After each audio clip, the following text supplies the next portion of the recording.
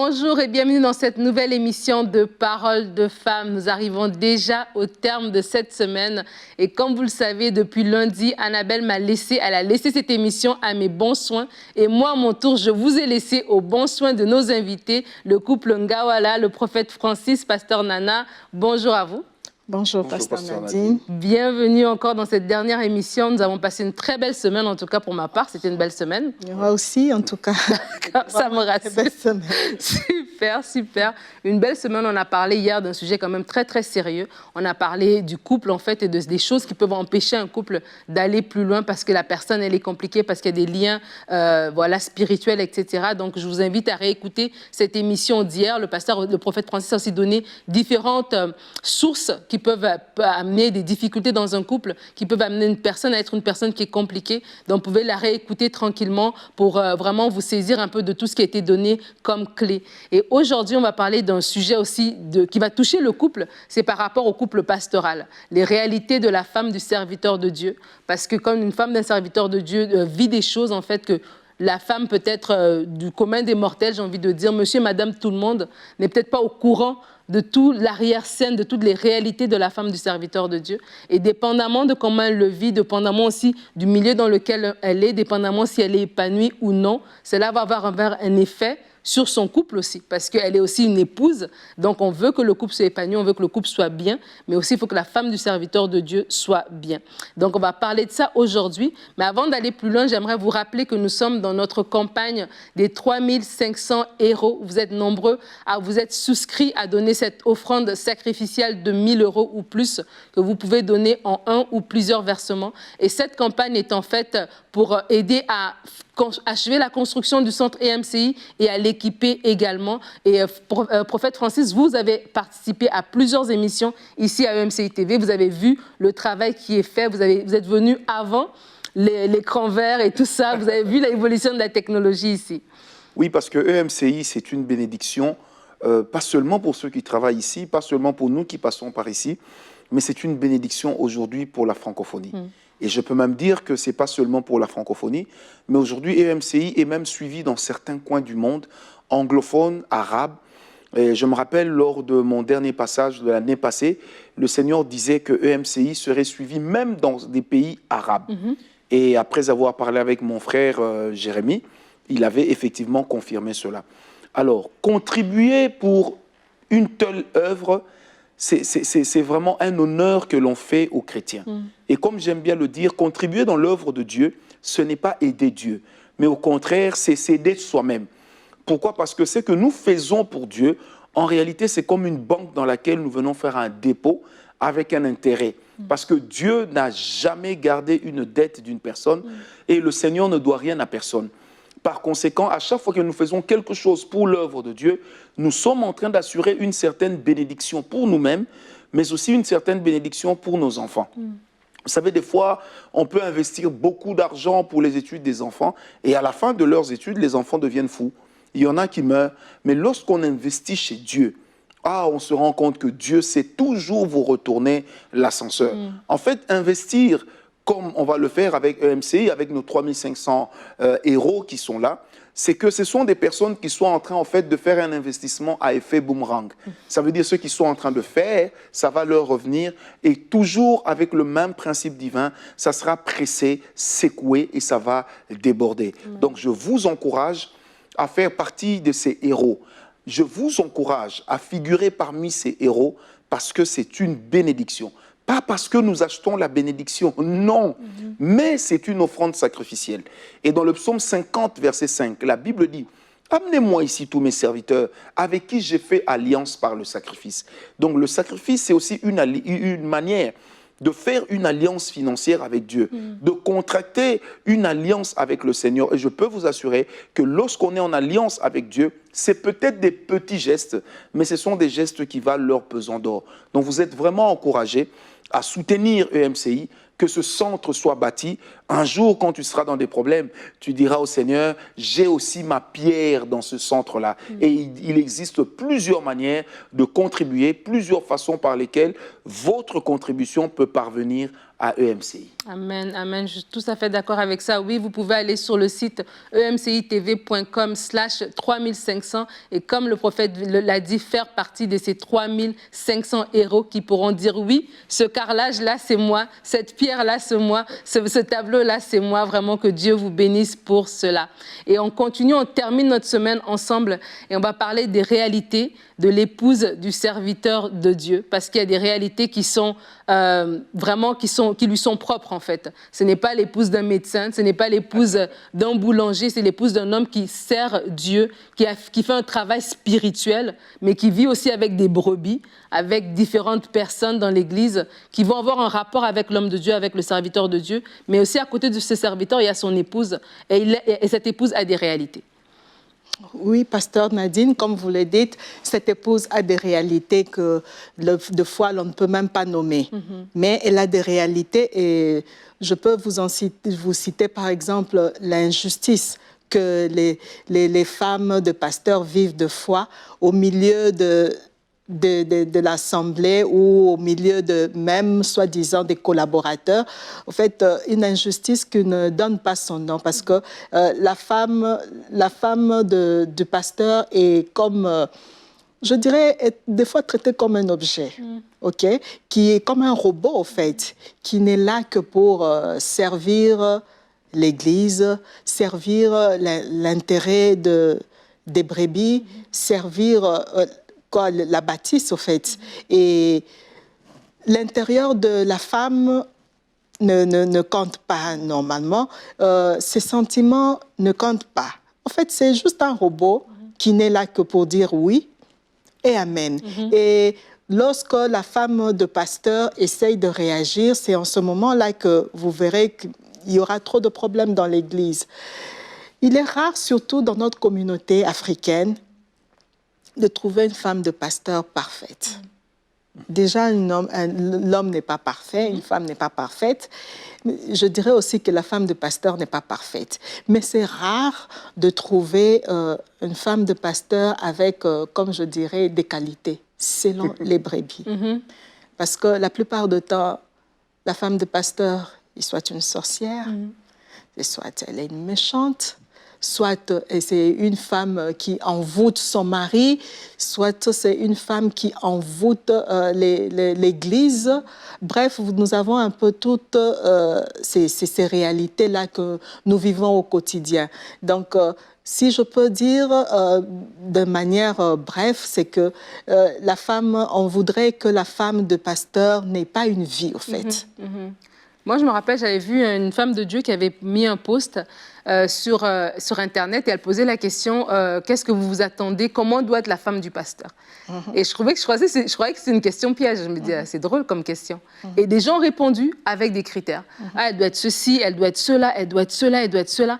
Et chaque personne avait, il y en a celui qui disait elle doit être une leader, elle doit foncer, l'autre qui disait non, elle doit s'occuper de ses enfants, être à la maison, l'autre qui disait elle doit être aux côtés de son mari pour l'épauler. Donc tu te rends compte finalement que si la femme du pasteur doit être tout ce que les gens pensent, elle aura multiples personnalités en fait, parce qu'une seule personne ne peut pas être toutes ces choses-là. Voilà. Mais dans aucune des réponses, je n'ai vu quelqu'un qui a dit ben moi j'aimerais juste que ce soit une femme qui rend son mari heureux. J'aimerais juste que ce soit une femme qui soit épanouie, qui aime le Seigneur. Mais évidemment, évidemment, pasteur Nadine, parce que c'est d'abord un robot. C'est un robot qui ne doit répondre qu'aux besoins. Ça veut dire qu'on dit Alexa, amène-moi ça, Alexa obéit, Alexa donne-moi ça, Alexa obéit, Alexa chante. C'est un peu ce qu'on attend de l'épouse d'un homme de Dieu. Parce que, au fait, ses sentiments ne comptent pas et pour eux, c'est juste un objet qu'on doit utiliser. Et dans notre société, on nous trouve anormal qu'une femme réagisse. OK? Et quand elle réagit en ces moments-là, ça veut dire qu'elle est vraiment méchante, elle n'est pas appelée, elle n'est pas la femme du ministère, parce qu'il y a aussi des femmes de ministère donc, qui répondent au portrait robot de certaines personnes, certains brebis ou même de certains pasteurs à l'église. OK? Et on oublie d'abord que cette personne, c'est d'abord une personne à part entière, avec des défauts et des qualités. Elle n'est pas faite de bois, elle n'est pas faite de pierre, mais elle est faite de chair. Et la chair en soi a ses faiblesses, a ses forces. C'est la partie où on oublie que la femme du pasteur a aussi besoin d'attention. La femme du pasteur a aussi besoin de soutien. La femme du pasteur a aussi besoin d'un peu d'amour.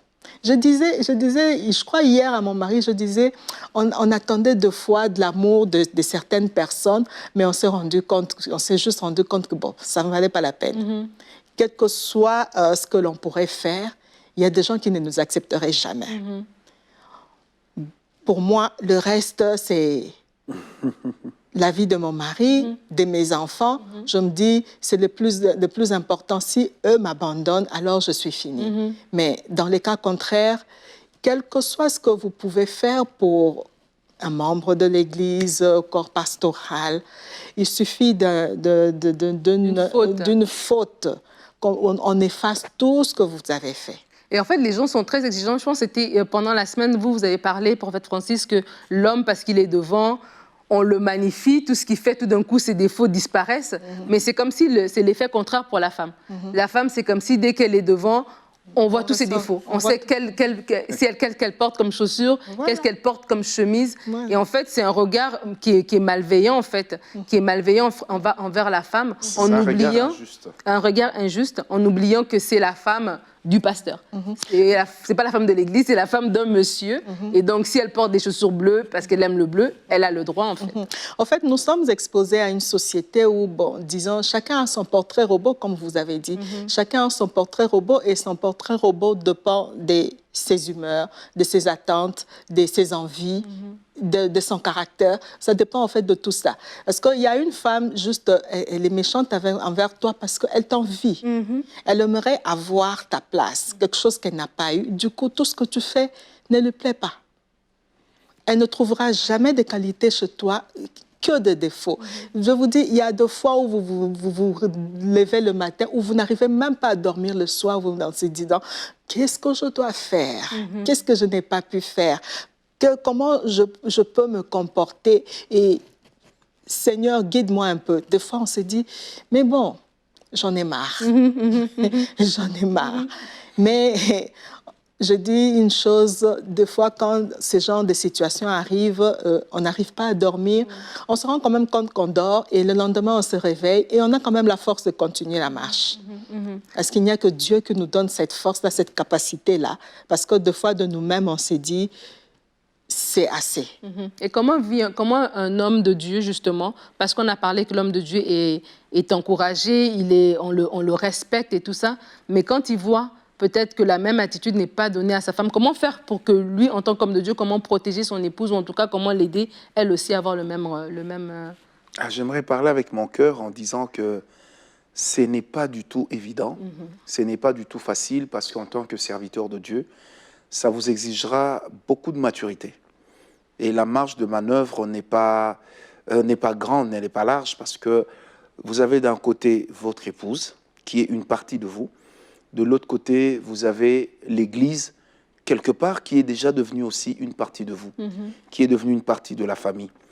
Et on le vit très mal, voir comment les gens peuvent traiter votre femme, se rendre compte qu'on a à son égard des exigences que l'on n'est pas capable soi-même de satisfaire. Ça veut dire qu'on est exigeant à l'égard de la femme du pasteur, mais cette femme-là qui est exigeante à l'égard de votre femme est incapable de faire la même chose. Aussi parce que quelquefois, nous n'avons pas toujours l'esprit de dire à nos fidèles que je suis rempli du Saint-Esprit, ma femme est remplie du Saint-Esprit, mais nous sommes des humains. Nous ne sommes pas des anges, nous ne sommes pas des surhommes, mais nous sommes des humains, nous avons les mêmes émotions que vous. Et il va sans dire que c'est très dur. C'est surtout très dur lorsque vous avez des collaborateurs qui prennent leur courage à deux mains pour venir critiquer votre femme chez vous et la faire passer pour la mauvaise. On le vit mal. Mais je me dis aussi que ça part d'une chose, maman Nadine. Ça part du rôle que l'on donne à la maman pasteur, ou alors, il faut commencer par savoir, elle est maman pasteur ou elle est pasteur. Parce que là aussi, il y a beaucoup d'amalgames qui créent beaucoup de soucis avec les femmes des pasteurs. Être épouse d'un pasteur ne fait pas de vous pasteur. Être épouse de pasteur ne fait pas de vous responsable d'un département à l'église. Être maman pasteur, l'épouse du pasteur, ce n'est pas une fonction. Non, ce n'est pas une fonction. C'est un rôle et un rôle qui vous est dévolu auprès de votre mari et non de l'église. Ce n'est pas parce que vous êtes pasteur que votre femme doit occuper le bureau qui est juste à côté. Parce que, à la limite, savez-vous aussi combien de femmes ont détruit les ministères de leur mari, n'ayant pas la maturité requise parce qu'elles n'avaient pas l'appel pour le faire. Alors aujourd'hui, comme c'est aussi à la mode que l'homme de Dieu, sa femme, doit absolument être appelée au ministère, eh bien, nous appelons des fois au ministère une femme dans laquelle l'Éternel n'a pas déposé de talent de leader. Et par conséquent, on en paye à un moment le prix. On paye le prix de l'arrogance, on paye le prix des défauts, on paye des fois les prix des défauts qui ne devaient pas être connus du public, qui ne devaient être connus que de nous-mêmes ou qui devaient juste rester dans notre cadre familial. Moi, mon épouse est pasteur, elle est là, elle le sait. Même par rapport à l'église, je ne lui demande pas trop. Non, je ne lui demande pas trop. Je lui laisse le temps d'apprendre parce que je connais les frustrations. Lorsque elle prêche, même sur YouTube, elle a plus de vues que moi. En fait, ça veut dire que je me rends compte que les gens veulent savoir à quoi ressemble la femme du prophète Ngawala. Elle parle comment?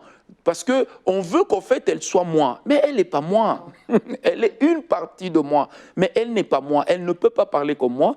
Elle ne peut pas avoir peut-être un langage aussi limpide que moi. Et ça, aussi, il faut le définir. Bon, maintenant, lorsque votre femme est elle-même pasteur, c'est différent.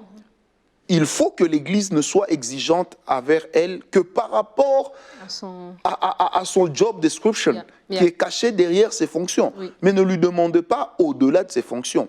Vous savez, ici, c'est un peu comme un mea culpa que je voudrais faire et profiter au nom de tous les miens, au nom de tous les hommes qui ont eu aussi à blesser leurs femmes, pasteurs ou pas, mais qui ont eu à blesser leurs femmes par le simple fait que, très souvent, nous exigeons à nos femmes de se taire là où elles ont bien envie de se défendre. Lorsque une femme vous insulte sur les réseaux sociaux, vous descend, des fois cette femme ne sait pas que vous êtes aussi le mari de quelqu'un. Et des fois, nous les hommes, on se dit, bon, ça fait partie des combats. Mais pour cette femme-là, au-delà d'être pasteur, vous êtes son mari.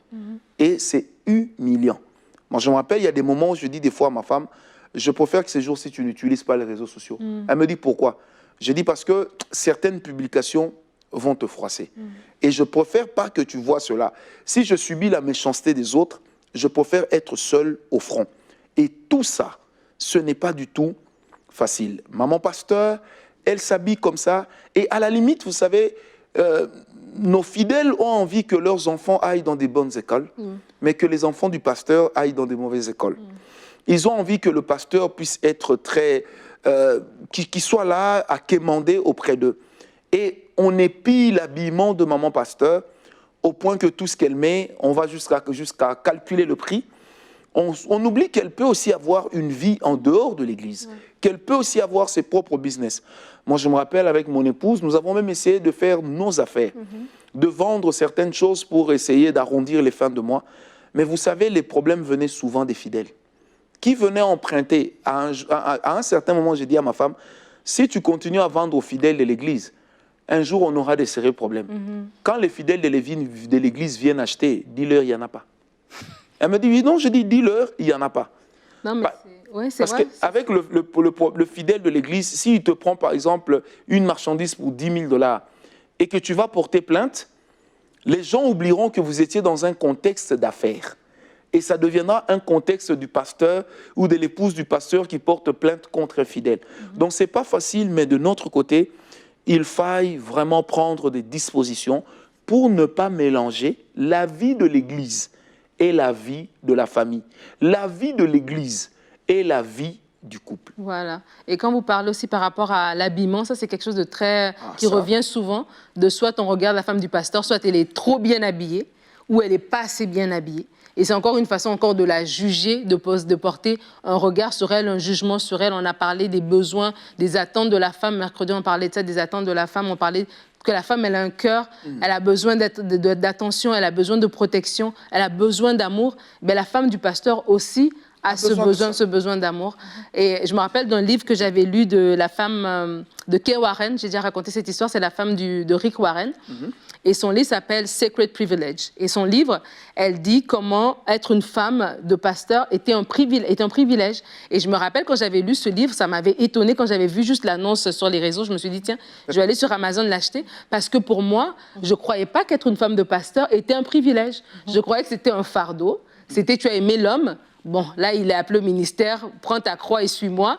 Et je voyais ça comme ça, en fait. Mais en fait, elle montrait dans l'autre optique de nous-mêmes aussi en tant que femmes de pasteur, si vous êtes une femme de pasteur, de réaliser le privilège que vous avez d'être aux côtés d'un homme de Dieu, d'être aux côtés d'un homme que Dieu a choisi parmi tous les hommes pour mettre cette onction sur sa vie, pour aller plus loin. Hier, le prophète Francis a parlé de l'onction de délivrance que certaines personnes peuvent porter. Mais votre mari, il a une onction particulière. Il a été appelé, pas pour travailler à la banque, pas pour travailler à l'aéroport, pour travailler à l'œuvre de Dieu. Et c'est quelque chose d'extraordinaire. Quand bien même vous êtes dans un contexte qui méprise peut-être le travail pastoral, qui méprise peut-être le travail de l'œuvre de Dieu, mais c'est important, c'est capital. Et juste vous-même, commencez à vous valoriser. Et pour certains d'entre vous, vous ne valorisez même pas ce rôle de femme de pasteur. Commencez d'abord à le valoriser, ce rôle d'être aux côtés de cet homme de Dieu. Et ça va déjà être la première étape de libération, en fait. Parce que là, vous allez comprendre que comme Ève a été placée aux côtés d'Adam, vous avez été placé aux côtés de cet homme, ben cette sœur qui n'aime pas votre pantalon, c'est pas votre souci, parce que vous avez été appelé, vous avez été placé là. Et des fois, ça va nous aider à ne même pas écouter des choses, des remarques, ça rentre même pas dans une oreille pour sortir dans l'autre, c'est que ça rebondit, ça fait un ricochet, ça ne rentre même pas en nous parce qu'on est au-dessus de ça, en fait. Il faut être fier. Comme la femme du médecin est fière de son mari qui est médecin. Vous savez, prenons l'exemple de médecin, prenons l'exemple du pasteur. La femme du médecin est contente, elle est heureuse de dire aux gens « je suis la femme du médecin ». Mais ce médecin-là, pour recevoir les patients, ce n'est pas gratuit. Et pourtant, on est fier du médecin. Le pasteur reçoit les fidèles gratuitement, mais on méprise la femme du pasteur parce qu'on dit « voilà, ton mari vit des dîmes et des offrandes ». Mais quel est le médecin qui travaille gratuitement? En Occident, on n'apporte rien au médecin, mais on paye une mutuelle. En fait, c'est pareil. Il faut qu'elle soit fière, mais aussi, et moi en tant qu'homme, je voudrais dire, il nous revient aussi à nous, pasteurs, à nous, maris, des femmes, lorsque nous sommes pasteurs, de savoir honorer également notre femme. Voilà. Vous savez, un jour, moi, peut-être ma réponse était un peu méchante, mais il y a une maman de l'église qui vient me voir, elle dit « Je n'aime pas la forme des jupes de votre femme ». Alors, la première fois, je ne dis rien. La deuxième fois, elle revient dessus, je ne dis rien. Alors, la troisième fois, je lui dis « Écoutez, madame, jusqu'à preuve du contraire, cette femme n'est pas la vôtre, c'est la mienne. Donc, si son habillement me plaît, ça va. Si vous aviez été dans une église X où on n'accepte pas telle et telle autre chose, ben, moi, je l'accepte et je l'assume. » Elle me dit, oui, mais nous les fidèles, j'ai dit, non, non, ne parlez pas au nom de tout le monde, parlez en votre propre nom. Et puis j'ai posé la question à cette dame, vous pensez que j'ai quel âge? J'ai 80 ans pour que ma femme commence à s'habiller comme une mémé. J'ai dit non, parce que c'est que vous oubliez, si aujourd'hui ma femme commence à s'habiller comme une mémé, je ne suis pas moins garçon parce que je suis pasteur, je ne suis pas moins homme parce que je suis prophète. Ça veut dire que j'ai le fonctionnement normal d'un homme, mais seulement... comment dire, j'ai le Saint-Esprit, je suis converti et on essaye à chaque fois d'étouffer le vieil homme. Mais tant que je vis, le vieil homme n'est pas mort. Pourquoi voulez-vous que moi qui dirige une église avec plusieurs jeunes filles, que mon épouse puisse se comporter, s'habiller comme une mémé?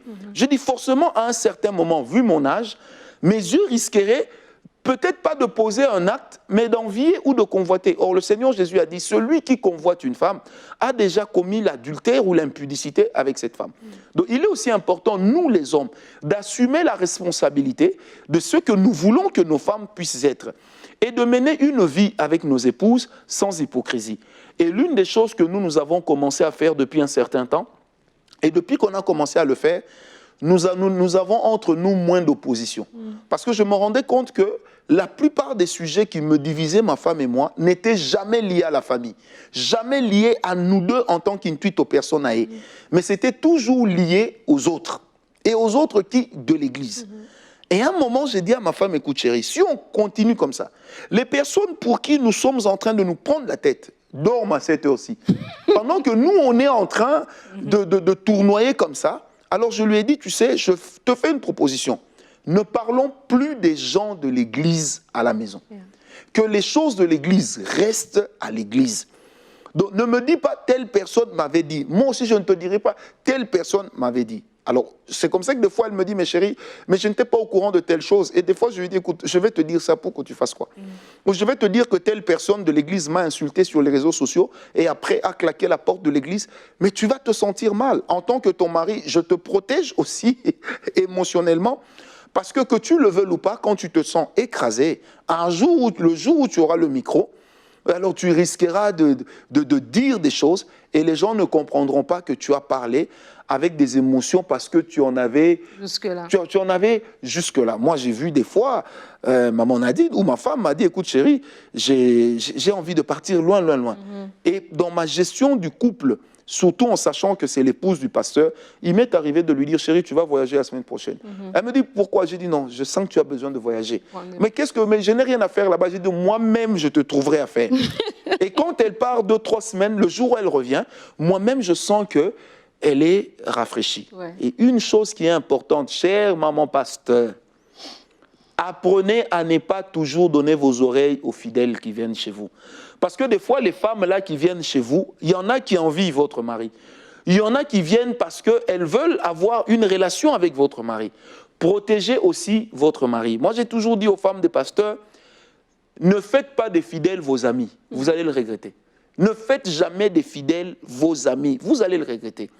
Une fois que les fidèles entrent dans votre cercle privé, elles vont commencer à amplifier les choses qu'elles ont vues.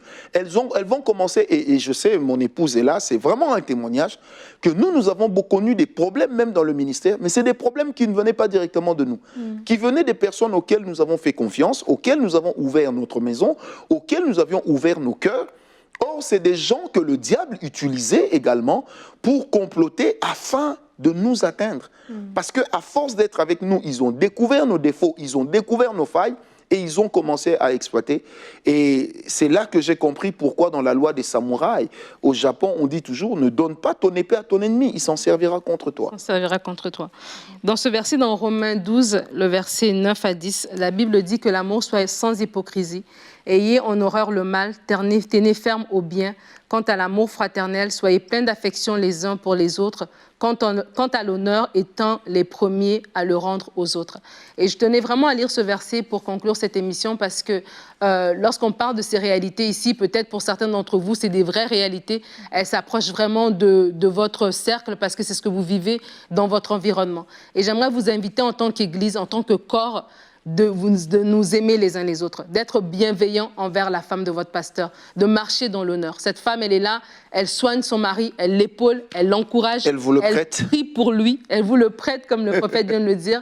Elle prie pour lui. Peut-être c'est un rôle qui ne semble pas, qu'on ne peut pas voir de prime abord, mais c'est un rôle qui est important. C'est comme une jeune fille ou un jeune homme, quand il va quitter la maison de ses parents, il va se rendre compte quand il va payer son propre loyer que, ah tiens, on paye le loyer, ah tiens, on paye l'électricité, ah tiens, il faut acheter une poubelle. Toutes des choses qu'on prenait pour acquis en fait, parce qu'on ne le voyait pas, parce que nos parents le faisaient tout le temps. De la même manière, bénissez la femme de votre pasteur et mettez la parole en pratique en fait. La Bible nous dit de nous aimer les uns les autres. C'est un commandement que le Seigneur Jésus nous a donné. Alors je vous bénis, je vous remercie, Couple Ngawala, d'avoir été avec nous cette semaine. Merci beaucoup d'avoir fait cette émission. Et je vous dis à bientôt pour une prochaine série de Paroles de femmes.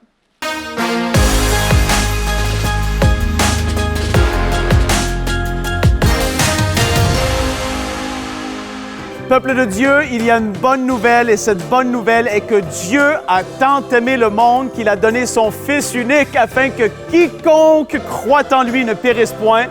Et là, ça ne fait vraiment pas les filles. Vraiment, je ne suis pas capable de prêcher dans des conditions comme ça. J'entends les grenouilles à l'extérieur, il y a un tracteur dans l'auditorium et les murs ne sont pas fermés. Ça ne le fait pas, c'est horrible. Je ne sais pas ce que vous en pensez.